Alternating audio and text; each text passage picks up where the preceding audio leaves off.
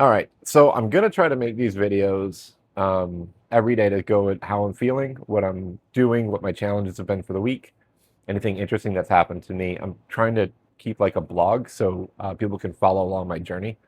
Long term, I want to um, basically I want to have enough money to be able to travel without my job, live on a sailboat and travel the world. But I like my job, so I don't really want to quit. But I want to know that I don't have to worry about that, if that makes any sense.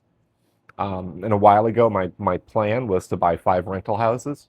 I figured if I had five and they were paid down enough where I could get a loan out of them to do major repairs, that everything would pretty much work out. I should be able to pull out a little bit of money out of them if I needed to every month.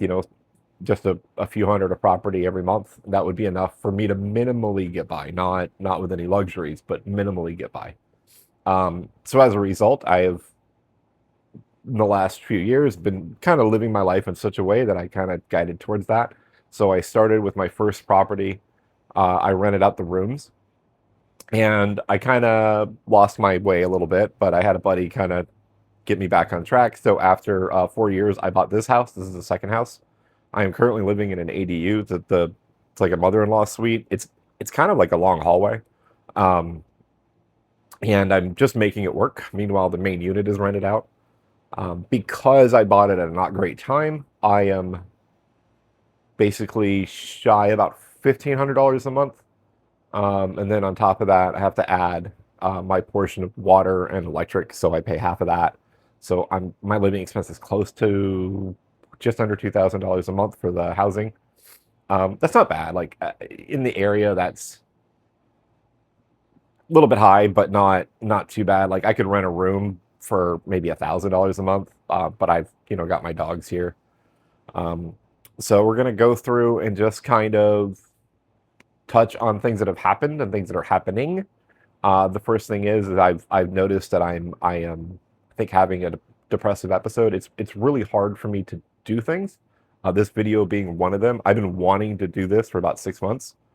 I even took a lot of the pressure off of me by not editing it and just doing it really raw and quick, ideally in 1 or 2 takes. This is the second take, by the way.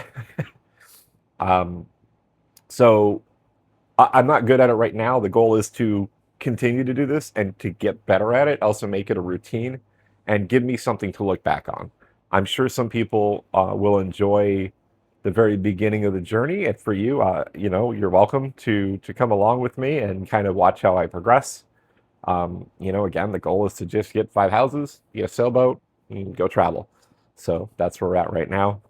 As far as things that are bothering me right now, besides obviously the depression, and I haven't been working out, and it really kind of bugs me that I haven't been working out because it's there's cause and effect, right? So it's both.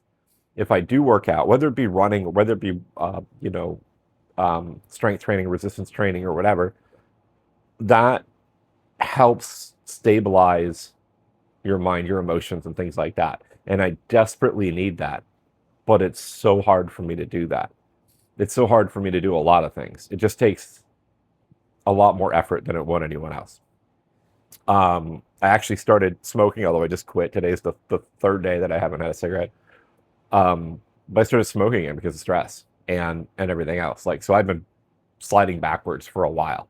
Obviously not a good situation, but at least I can take the win that I quit again. But that's just because it's a holiday weekend. I didn't have any work. And yeah.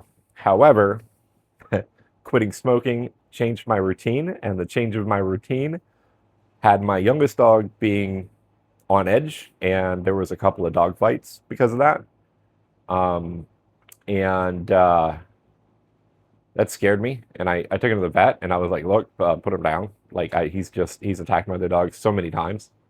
Um, the They refused. They said, you have other options. You could take him to a shelter, whatever. Now, a lot of the shelters I've contacted, they're like, he's aggressive. He's dog aggressive. We're not going to take him. The thing with it is, I know what to do. Not completely, but I have a really good grasp of what to do, and I can easily fill in the gaps with a little bit of research, right? Yet I just haven't. It's the same thing with working out. I've had him for about a year. What I'm seeing is actually an escalation of previous um, behaviors, and it's a pretty known escalation. So again, I have German Shepherds, and it's a pretty known escalation with them if you don't give them what they need. And in all honesty, I haven't been giving him what he needs. So what I am seeing is the result of just giving him the bare minimum, or just under the bare minimum, really. Um, he's a young dog, so he's turning 2 soon. Um, and if he was in the house right now, he's currently in boarding, but if he was in the house right now, he would be like right up in my space, right? I would eventually get him to settle on one half of the couch, but there would be a bit of a struggle, especially when I start talking to the camera, something new, unique, interesting. He's going to get right up in there and really want to, be involved, right, and figure out what's going on. And he's very curious, very active. He's a really good working line dog, which is why I like him so much. He's got the drive to really be just a really active, like very trainable, very high drive dog. Like he really wants to succeed. And I've trained him to do a few things, to stand on bricks that are about, they're about that big, and I taught him to basically stand on there, to get up on there and stand on there. And the reason I did that wasn't because I needed him to stand on anything. It's because I needed to give him a challenge that's both mental and physical challenges, because that's what he needs more than anything else. I've also taught him to find things. So if I drop my phone, or I drop my wallet, or drop my keys, he's getting there. Now, my other dog, Athena, is really good at finding those things for me. She's good at backtracking, finding my way back to the car if I go hiking. He hasn't experienced that, but he will eventually. It provided I actually give him the time. So I was thinking I'd have to put him down, and I took him there for that, but they said they wouldn't. So I'm gonna get him Monday, because I took him there and they said they're gonna board him for a week or whatever. I was like, I don't need the week. It's like 70 some odd dollars a day for them to board him, and I mean that's just a lot. And a lot of the rescues, they're either gonna just take him in and put him down right away, or I have to wait like 6 months. Well, I was kind of struggling with it back and forth, and I'm like, okay, I'm gonna give it one more chance, because ultimately I failed him. It's not like he failed me. I failed him, and he is super trainable. It's That's the hardest thing. He's super trainable. He loves to learn, loves to do things.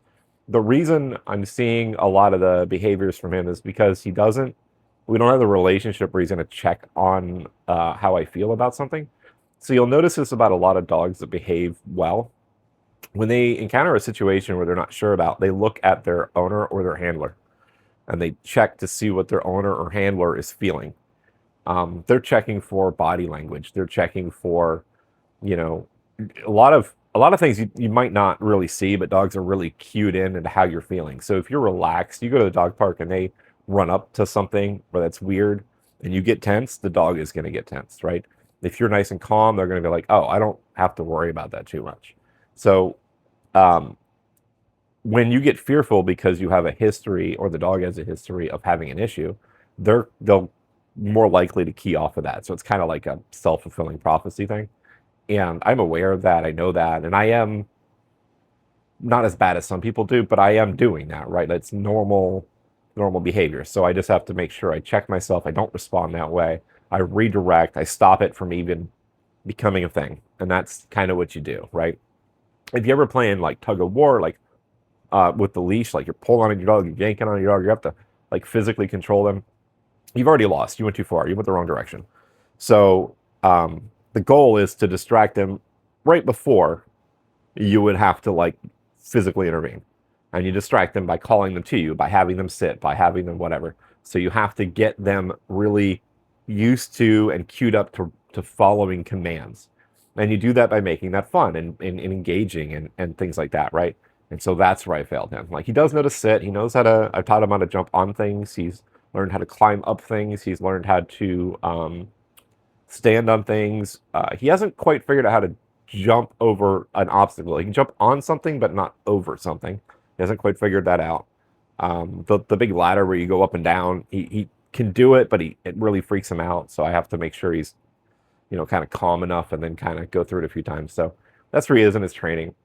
Where he will be when it's going to be better is he'll get to the point where he will run to, if I ask him to do something, if it's weird or it's different, he'll double check, he'll look at me, and then he'll do it. And that's what I see with Athena. If I ask her to do something that scares her, she'll look at me again and she'll be like, are you sure? Is this okay? That's kind of what's going. And if I encourage her to do it, she'll do it. Um, so there's a level of trust, a level of respect, and mutual things like that. You don't just get that. You get that through training. You get that through repetition. You get that through bonding and through communicating better.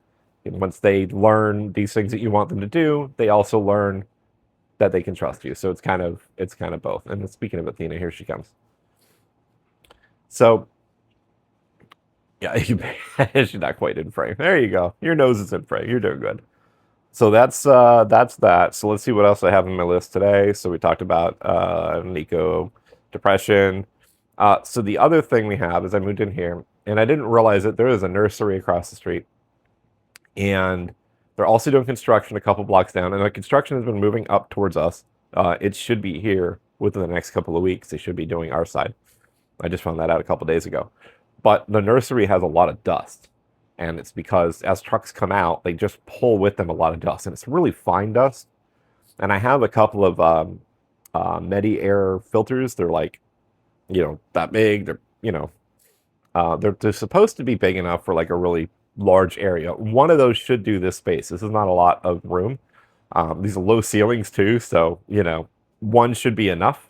But I have dogs. The reason I got them is actually for the dogs. One should be enough for this area under normal conditions, but I have 3 dogs, so I got 2 of them, and then I got a smaller one as a bonus because I bought one used, and I just kind of talked my way into getting a second one. So it's a little second one, a little smaller one. I put that in my office. But the dust here is so bad. Like if I slam my hand on this, well, I just back into the couch, probably won't work on the couch. But on a lot of surfaces, if I give it one day, the dust in here is so bad. It's just, so I'm having sinus issues, I'm having breathing issues, and I'm having, a lot of difficulty with this dust. And it's everywhere in my car, it's everywhere on my car, it's everywhere inside. And I literally would have to dust every surface every day. Otherwise it looks like it hasn't been dusted in a couple of weeks or a couple of months. It's that bad. And if I wait a week because I've, been really busy and I look at it, like it's a heavy layer of dust. So I'm really fighting with that. I finally wrote them a letter and I said, look, I'm having all these problems. What I did notice when it was really bad when it was dry and windy. When it was rainy, it was better. And they cleaned up the suite and, water trucks have been going by. That's made a big difference. But I'd really like it fixed, right? Like, I don't know if you need to pave it, clean it, wash it, keep it wet. I don't know. There's a few options, but you really ought to do something. So I wrote them that letter. Hopefully that letter and I took some videos for evidence, but hopefully between that letter and everything else, it's settled. They'll take care of it. They'll be reasonable. But if they're not reasonable, I wrote the letter. I sent it certified with return receipt. So if I need to escalate this and involve the legal system, I can do that. But I don't want to. Like, the only one that really wins when you go to court is lawyers. So, like, no one's ever happy when you go to court. So, yeah, I don't want to go that way. So I wrote the letter so that I can, and if I need to, and I documented it so that I have that evidence moving forward, again, if I need to. But I don't actually want to do that, right? Even if they just do a half-assed fix, that's probably going to be enough to make me happy. It'll probably significantly cut down on the dust. I think what they really need to do is they really need to clean up that area because it's all dirt back there. I don't know if it's paved and it's just covered in dirt or if it's never been paved. And if it's never been paved, they probably need to pave it. They also have parts where they have dirt where like people literally carry out dirt. So I think they're grinding it up by running, the big trucks are just kind of grinding it up, making it really fine dust. The problem is it's so fine, it goes everywhere. The thicker stuff isn't a problem. The fine stuff is what's a problem. And that really fine dust, those particles, they go through everything. They're actually, I think they're going through my HEPA filters because at the outlet of where my filters are, you can see dust through it. So I'm like, I don't know how it's getting there, but it is clearly getting there. So that's not great. And I'm pretty sure I need new filters already on my things, and they're not that old. I think the filters are supposed to last like, I want to say like 6 months. It's been like 3, so that's not good. Um, and then the final thing to talk about is debt. So moving in here, I kind of racked up credit cards more than I would. Anytime I do a lot of changes, my credit cards take a hit. Now, I really try not to pay interest, like at all. And I don't think no, I think I paid like the minimum interest. I think it was like $5 or something on one card. I was so mad. And that's because an automatic payment went through, but it didn't cover the full amount. And it was like $1 shy or like 15 cents shy. And they charged me the minimum. I was so upset about that. But I think that's before I moved here. But I've been doing that thing where you like pay off one and then you use another one and then pay off that one before you go back to the first one, right? I'm basically doing that kind of number.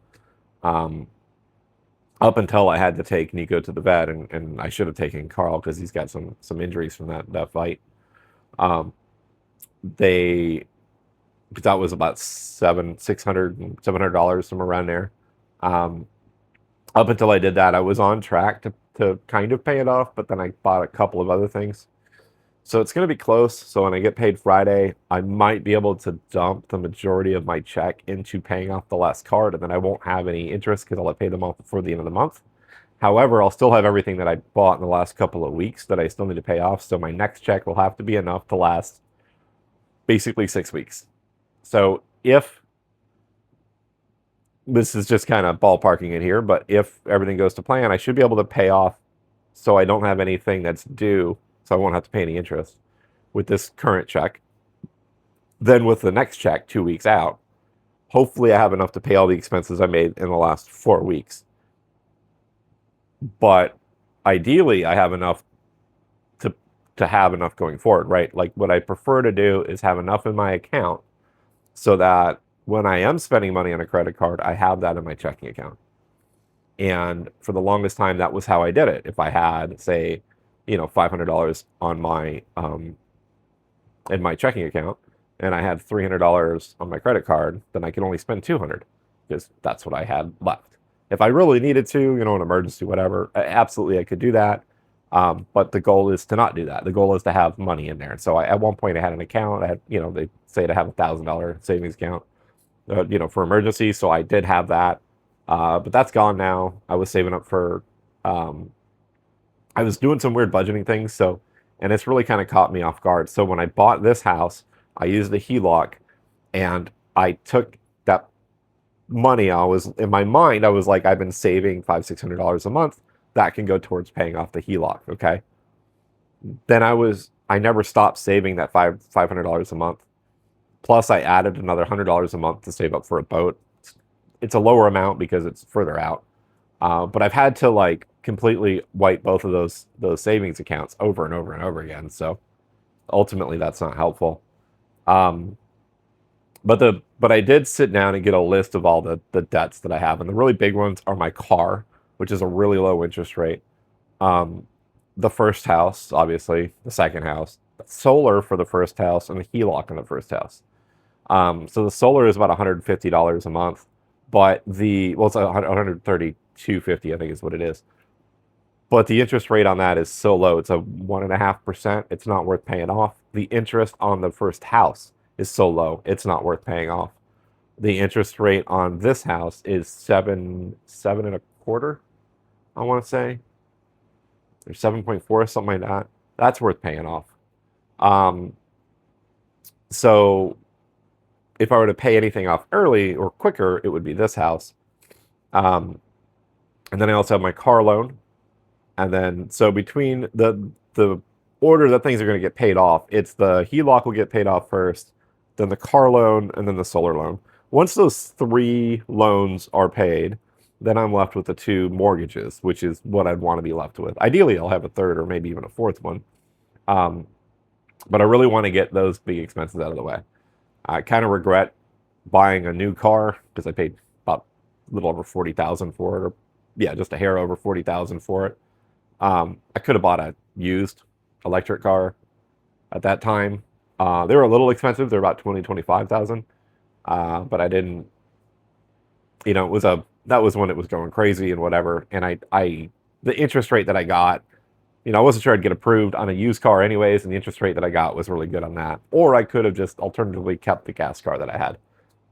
But I think that would have cost me more in the long run because I went on a few road trips. And for example, I left my car parked. The battery died. But if it was a gas car, gaskets and things like that, there'd be leaks and things. It would require more maintenance because I basically left it for 8 months. It just sat there for 8 months. Gas cars really don't like that. Electric cars, it's not a big deal. The little starter battery can die, but that's $100 fix. So that's ultimately what I did. It's 100 and I don't know. I just bought a cheap battery that would work. I forgot which one it was. It's like 100 and whatever, and they changed it for me. So that's my update for. Let me see. I'm going through my list here. Yeah, so that's my update for this week. So the goal about these is to just kind of document the journey. What I've done good, what I'm stressed about, and to be able to review these later. And I hope it will help other people that want to go on a similar journey. I have a few journeys basically going on right now, so I'm restarting my fitness journey and kind of eating healthier. Right now, I'm not eating healthier. I don't like the way I feel. I feel like I've got a bit of a belly going on here. Don't like that. Don't like where my weight is. I'm not self-hating. It's something to improve. I just haven't been spending a lot of time on it. I probably won't actually lose weight. I'll just lose size. That's typically what happens when I start working out. So I want to do that. I want to focus on getting the third property, which has got to be with an investment loan, which means I need to come up with about $60,000 to $70,000. I don't know how I'm going to do that just yet, so I need to come up with a plan to come up with that. And I also want to continue with my minimalist living. So I try really hard not to get too much stuff. And I do fall into consumerism trap a little bit from time to time. And I just try to remind myself of what my future goals are and whether they are going to be helped or not. Some of the biggest things that I've actually purchased when I moved in here is I bought a washer and dryer, but it's one that's meant for an RV. And I actually have it hooked up to the shower in the bathroom and drains in the bathtub. That's one of my favorite purchases lately. And then the other one is a dishwasher. Also, it's a countertop dishwasher, really good for an RV. It uses 1 gallon of water. So, and that's why I got both of those. They're both really efficient units. I also needed them. It's helpful, and but they're really efficient, and I can use them moving forward. So that was kind of my justification for that. So my goal is to continue to do that. Be very mindful of what I buy. Like, is it something I'm going to use when I'm on, a sailboat and I'm traveling? That dishwasher I'll probably still use that. The washer and dryer, definitely going to use that. It's a Splendid. It's the one that does actual drying, not the. It's a vented one, not the ventless ones. So the vented ones they're basically a washing machine and a dryer in one thing. Now it's not good enough to do like really big things, but for just like clothes and I can throw my blanket in there. I can throw like a quilt in there.